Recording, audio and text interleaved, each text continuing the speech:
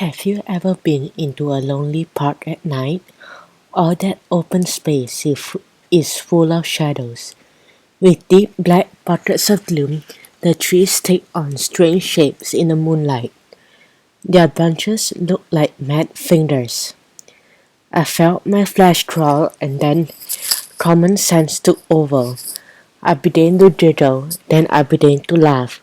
I looked down at the red spattered sheet I was wearing. I looked at those creepy costumes. Jenna's weird hunchback swayed from side to side as she walked. Gross. There was no reason for us to be afraid. We looked so scary we'd probably scare off the ghosts. Be quiet, Royston, Hannah hissed. What's so funny? Jenna demanded. Ghosts don't like it when you laugh at them. I laughed even louder until my breath froze in my lungs.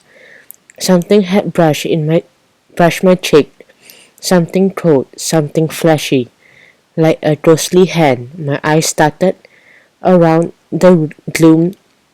Nothing was there. I was spooking myself.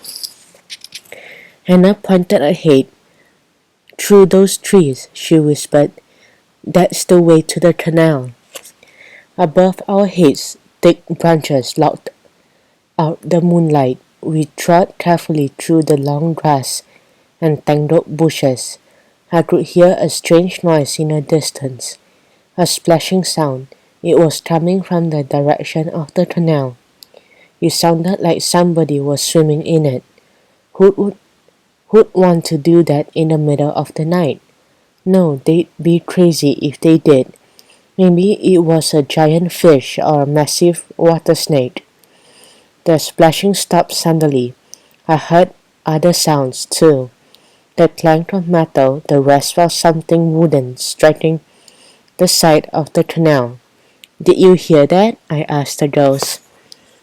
Hannah just shrugged and kept pushing through the little belt of jungle. Jenna was right behind her, untangling herself from a vine. I glared at their backs.